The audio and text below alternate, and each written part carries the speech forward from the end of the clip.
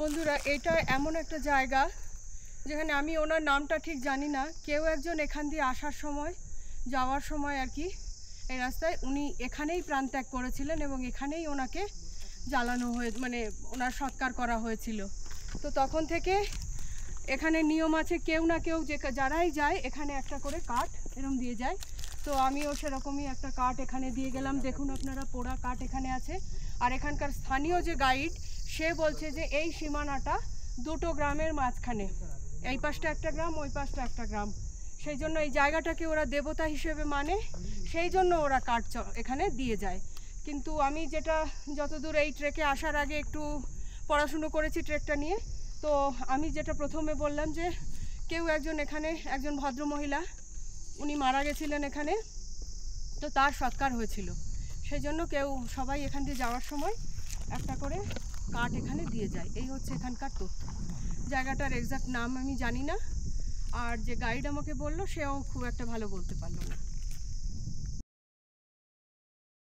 প্রিয় বন্ধুরা, Maggi point থেকে প্রায় 1.5 ঘন্টা হেঁটে চলে এলাম আরও প্রায় 1.5 কিলোমিটার মতো উপরে। এই জায়গাটার কোনো নাম নেই। ওই গাইডকে জিজ্ঞেস করলাম জায়গাটার নাম কি, সে বলল এটা ওই টোলা টপেরই আরেকটা অংশ। তো জায়গাটার টপটা সত্যি খুব সুন্দর। চারিদিকটা একটু দেখুন আপনারা, আপনাদের দেখাচ্ছি আমি। খুব সুন্দর জায়গাটা।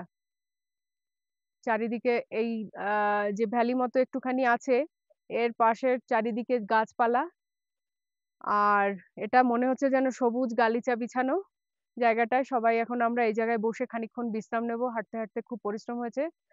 আর পেছনে যেটা দেখাবো, মানে এই টপে যখন উঠছি তখনই দেখে মনটা ভরে গেল। এই ওই পর্বতশৃঙ্গটা আমার খুব পরিচিত। দেখুন একদম আমার ওপাশে দাঁড়িয়ে রয়েছে মাথা উঁচু করে চৌখাম্বা, তার পাশে রয়েছে বান্দরপুঞ্জ। চৌখাম্বাকে এত ভালো করে চিনি কারণ ওকে অনেকবার দেখেছি, বিভিন্ন ইয়েতে গিয়ে ওকে অনেকবার দেখেছি। এখান থেকে এত ভালো দেখা যাবে বুঝতে পারিনি। এটা নিশ্চয়ই আরো উপরে যখন উঠবো তখন আরো ভালো বোঝা যাবে। এটা দেখানোর জন্যই আমি এখানে বললাম যে এখানে একটু বলি সবাইকে। ঠিক আছে, এখন এটুকুই থাক। বন্ধুরা, খানিক দূর হেঁটে এসে এই বুগিয়াল শুরু হলো। গাছপালা শেষ হয়ে গেছে, এখন এই পুরো চলবে এই রাস্তাটা পুরো। এটা শুরু হয়ে গেল আলী বুগিয়াল। দেখুন নিচ থেকে কেমন মেঘেরা উড়ে আসছে, চারিদিক মেঘে ঢেকে গেছে। অসাধারণ সুন্দর লাগছে দেখতে, কিন্তু এর পরিণাম যে কি হবে বুঝতে পারছি না। হয়তো চূড়ান্ত বৃষ্টি হবে।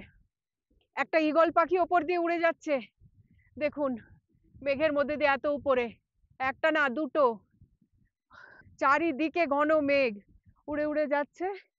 আর কথা বলা বেশি যাচ্ছে না, এখানে মাথার টুপিও খোলা যাচ্ছে না, প্রচন্ড ঠান্ডা হাওয়া। এখান থেকে আমাদের আরো 1.5 কিলোমিটার গেলে তবেই আমাদের ক্যাম্প সাইট মিলবে। আজকে আমরা ওখানে রাত্রে থাকবো। এই দৃশ্যটা আমরা সমতলে দেখতে পাই না, তাই আপনাদের দেখাতে চেষ্টা করলাম। ঠিক আছে বন্ধুরা, দেখা হবে পরের ভিডিওতে। প্রিয় বন্ধুরা, কষ্ট হচ্ছে কিন্তু না দেখিয়েও পারছি না। আমি হেঁটে চলেছি আলী বুগিয়াল দিয়ে। এটা হচ্ছে এশিয়ার সবচেয়ে বড় বুগিয়াল, আর চারিদিকে মেঘ মেঘ আমাদের গা ছুঁয়ে যাচ্ছে একেবারে। ও অসম্ভব সুন্দর লাগছে, কিন্তু মাথা খুলে, কিন্তু এই যে এই দিক দিয়ে মেঘ উঠে ঢেকে ধরছে, কোনো সময়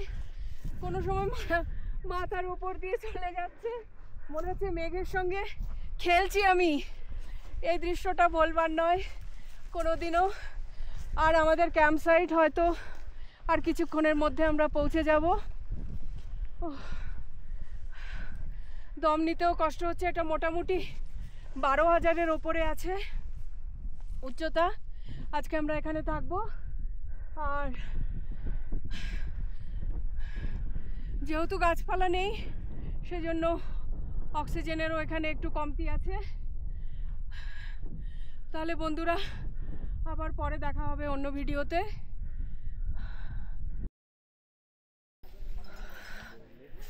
প্রিয় বন্ধুরা, এসে পৌঁছেছি আমাদের দ্বিতীয় ক্যাম্প সাইট আলিবুগিয়ালে। এই হচ্ছে আমার টেন্ট, এই যে খুলে দেখাই। এই যে এর ভেতরে আমাদের ব্যাগ, স্লিপিং ব্যাগ আছে। আর এখানেই আমাদের রাত্রি যাপন করতে হবে আজকে। আর চারপাশটা অসম্ভব সুন্দর। এই যে পুরো বুগিয়াল সবুজই সবুজ, একদম মনে হচ্ছে সবুজ গালিচা বিছানো। আর সব থেকে সুন্দর বুগিয়াল এই আলিবুগিয়াল, এশিয়ার সব থেকে বড় বুগিয়াল আলিবুগিয়াল। আসার সময় দেখাতে পারলাম না, প্রচণ্ড কুয়াশা ছিল ওই সব জায়গাগুলো দিয়ে, যার জন্য এর সৌন্দর্য অতটা ধরা পড়েনি। যদি আবহাওয়া পরিষ্কার থাকতো আর সূর্যের আলোটা ঠিক মতো থাকতো তাহলে অসম্ভব সুন্দর লাগতো। যাক, এখন আমাদের একটু বিশ্রাম নিতে হবে, আর পারা যাচ্ছে না। সেই সকাল 9টায় বেরিয়েছি, এখন বাজে 5:30। তাহলে এই এতক্ষণ আমরা হেঁটে অবশেষে এসে পৌঁছালাম এই শান্তির আশ্রয়, আমার চিরপ্রিয় তাঁবু।